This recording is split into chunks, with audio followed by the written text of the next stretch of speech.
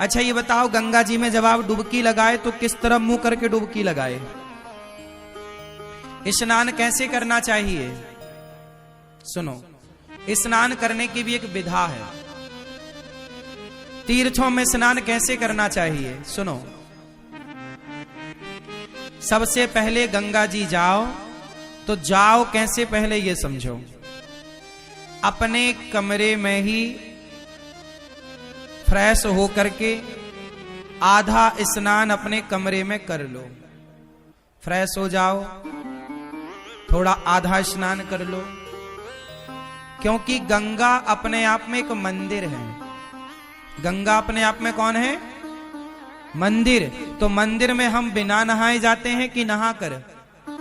तो गंगा जी जाने के पहले अपने कमरे में मलमूत्र से निवृत्त होकर के मंजन ब्रश कर लो कमरे में, यहीं पे जो व्यवस्थाएं हैं तंबू में, और स्नान कर लो आधा, क्योंकि शौच करने के बाद नहाना चाहिए। तो कमरे में आधा नहा लो। जो कपड़े पहनकर शौच करो वो कपड़े गीले करना चाहिए, वही कपड़े पहनकर नहीं।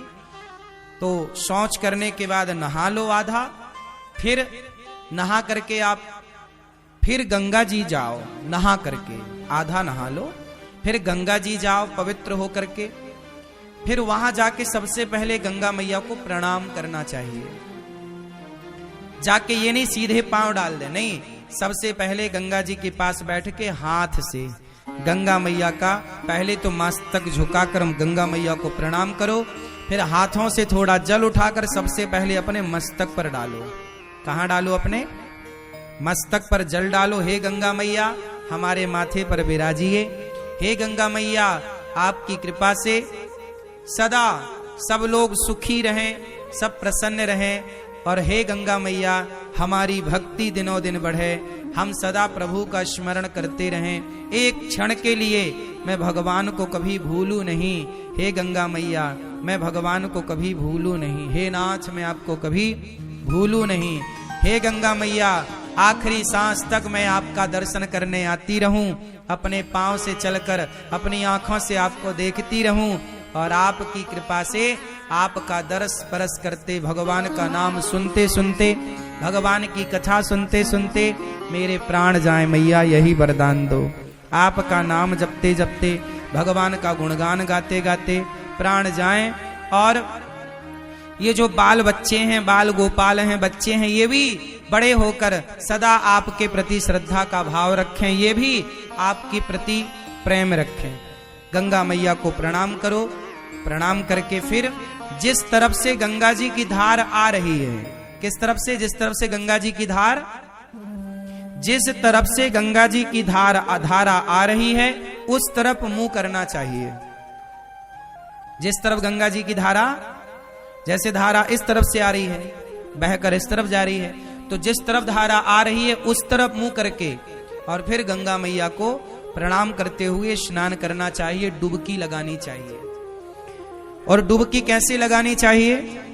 पहली डुबकी अपने माता के लिए कि ये डुबकी का पुण्य मेरी माँ को मिले जिसने मुझे धरती पर भेजा है। दूसरी डुबकी अपने पिता के लिए, तीसरी डुबकी अपने पूर्वजों के लिए, चौथी डुबकी अपने बच्चों के लिए कि बच्चे इसका पुण्य पाएं, और पांचवी डुबकी अपने लिए। और ये दास अनिरुद्ध तो जब गंगा जी नहाने जाते हैं ना, तो हम केवल माता पिता और पूर्वजों की नहीं, कथा सुनने जितने भक्त आते हैं, जितने शिष्य हैं, जितने भक्त सुनते हैं कथा, हम सबके नाम की डुबकी लगा लेते हैं। प्रभु ये हमारे सभी भक्तों को इस पुण्य का लाभ मिले, और गंगा मैया जो नहीं आ पाए उन भक्तों की भी एक डुबकी ये दास अनिरुद्ध लगा लेता है कि जो भक्त गौरी गोपाल से जुड़े, जो रामानुज परिवार से जुड़े हैं, जो श्री संप्रदाय से जुड़े हैं, जो जाने अनजाने में टीवी पर भी भागवत सुन लेते हैं, यूट्यूब पर भी भागवत सुनते हैं, जो गौरी गोपाल भगवान के प्रति थोड़ी सी भी आस्था रखते हैं, उन सबके लिए ये दास अनिरुद्ध डुबकी लगाता है। और जो लोग दास अनिरुद्ध को गाली देते हैं, उल्टा सीधा कहते हैं, उनके नाम की भी एक डुबकी लगा लेते हैं कि उनको भी भगवान सद्बुद्धि दें, गंगा मैया उनका भी पुण्य बढ़ाएं। उनकी भी शक्ति बढ़ाएं ताकि वो सदा गाली देते रहें।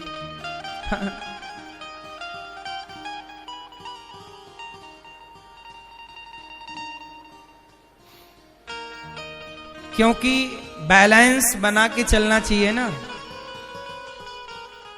यदि आपको अच्छा कहने वाले लोग हैं तो आपको बुरा कहने वाले लोग भी होंगे। इसलिए आप लोग घबरा जाते हैं कि मुझे बुरा कह दिया, लेकिन ये दास अनिरुद्ध उन बुरा कहने वाले लोगों के नाम की भी गंगा जी में एक डुबकी मार लेता है कि भैया उनका भी भला हो। वो बुरा सोचें, हम बुरा क्यों सोचें। यदि आपने बुरा सोचा हमारे लिए और हमने भी आपके लिए बुरा सोचा तो फिर आप में और हम में अंतर क्या रह जाएगा। आप कितना भी बुरा सोचिए हमारे लिए, पर हम कदापि कभी बुरा नहीं सोचेंगे किसी के लिए। आप सोच रहे हैं वो आपके संस्कार हैं, जो हम सोचेंगे वो हमारे संस्कारों का परिचय होगा। हम क्यों पाप ला दें। आप दीजिए गालियां, हम थोड़ी देंगे। आप अपना स्वभाव का परिचय दे रहे हैं, हम अपने स्वभाव का परिचय दे रहे हैं। जो व्यक्ति स्वप्न में भी सपने में भी किसी का बुरा नहीं सोचता ना मेरी माँ, तुम दिल के साफ बनो बस यहाँ से। जिस दिन तुम यहाँ से सच्चे हो जाओगे ना, दुनिया साथ दे ना दे भगवान साथ देते हैं मेरी माँ। दुनिया के साथ की जरूरत भी नहीं पड़ती, यहां से अच्छे रहना हृदय से। और भगवान को यहीं की सुंदरता दिखती भी है। निर्मल मन जन सो मोहि पावा, मोहि कपट छल छिद्र न भावा। भगवान कहाँ की सुंदरता देखते हैं, मन की। इसलिए कहता हूं तन को धोया मगर मन को धोया नहीं, बाद गंगा नहाने से क्या फायदा। सबकी मदद करो। कुंभ नहाने आए पर शंकर जी ने परीक्षा ली तो कोई एक ही नजर आया कि ये नहाने आया। जो सबकी मदद करता है वो व्यक्ति वही कुंभ नहाने का फल पा रहा है। सबकी मदद करो, सबका भला करो। ये दास अनिरुद्ध पहली बार जब ये कुंभ में आया तो देखो यहां आकर हमने सबसे पहले सोचा कि यहां अन्य क्षेत्र चलना चाहिए। ये दास अनिरुद्ध जहां जाता है वहां कोशिश करता है कि अन्य क्षेत्र चले। वृंदावन में इतना बड़ा अन्य क्षेत्र चल रहा है, हजारों लोग भोजन कर रहे हैं। प्रयागराज जी में भी गौरी गोपाल अन्य क्षेत्र चल रहा है, हजारों भक्त भोजन कर रहे हैं, सबको पेट भर भोजन मिल रहा है। कितना बड़ा पुण्य है ये माँ, सही है। हमें बड़ी तसल्ली है अपने, हम बड़ा संतोष रखते हैं अपने जीवन में कि बस ये शरीर की सुंदरता ना, शरीर की सुंदरता सोना चांदी से नहीं, शरीर की सुंदरता सेवा से है। तन पवित्र सेवा किया, तन को शुद्ध करना है तो सेवा से करिए। तन पवित्र सेवा किए, धन पवित्र कर दान, धन को शुद्ध करना है तो दान करिए। और मन पवित्र हरि कीर्तन से होत त्रिविध कल्याण, मन को पवित्र करना है तो भगवान का कीर्तन करने लग जाइए, अपने आप मन शुद्ध होगा। सर्वे भवन्तु सुखिनः, सब सुखी रहें, यही भावना होनी चाहिए। एक सज्जन ने हमसे पूछा कि महाराज जी यदि संत जन कहते हैं, शास्त्र कहते हैं सर्वे भवन्तु सुखिनः, हम कहते हैं ना सब सुखी रहें। तो एक नौजवान दोस्त ने यही प्रश्न कर लिया प्रश्नोत्तरी में कि महाराज जी आप कहते हो कि सब लोग सुखी रहें, तो फिर इस कुंभ में मुसलमानों को क्यों नहीं आने दिया गया। सब सुखी रहें तो क्यों नहीं आए वो लोग। हमने कहा भाई कुंभ का गंगा मैया तो सबको पवित्र करने के लिए हैं, कोई रसखान की तरह भक्त बनकर आए तो सब आए, आतंक फैलाने तो कोई ना आए। कम से कम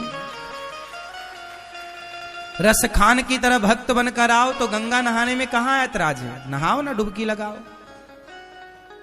लेकिन तुम हमेशा यदि गला काटने की बातें करोगे, सनातन धर्म को मिटाने की बात करोगे, तो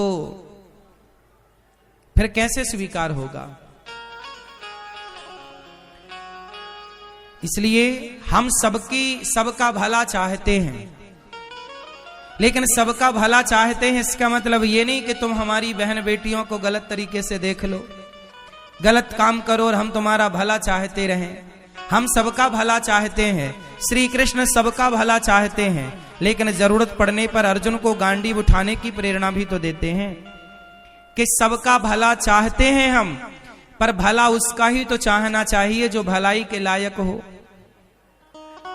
यदि आप उद्दंड हैं, बच्चा गलत करता है तो माँ 2 थप्पड़ भी तो जमाती है, वही माँ छाती से लगाकर दूध भी पिलाती है, और वही माँ 2 थप्पड़ भी जमाती है। जहां थप्पड़ जमाने की जरूरत होती है वहां थप्पड़ लगाती है, जहां लाड़ लड़ाने की जरूरत होती है वहां लाड़ लड़ाती है। यही है कि जब समाज गलत रास्ते पर चला जाए, आज के पहले कुंभ लगे थे तो उसमें तो सारे मुसलमान आए और अपनी दुकानें लगाए और सब काम हुआ, लेकिन जब आपने यहीं की रोटियां खाकर, यहीं से पैसा कमाकर इसी सनातन को मिटाने का षड्यंत्र रचेंगे, तब तो देखो मां लाड़ लड़ाएगी तो फिर थप्पड़ भी जमाएगी। हेलो दोस्तों, तो स्वागत है आज के इस नए वीडियो के साथ। और कैसे हैं आप लोग? आशा करता हूँ ठीक होंगे। और यदि कुछ भी इस वीडियो के माध्यम से अच्छा लगा होगा तो चैनल को सब्सक्राइब करना ना भूलिएगा और कमेंट करके शेयर जरूर कर दीजिएगा, ताकि अगला नोटिफिकेशन आपके पास तुरंत पहुंच सके।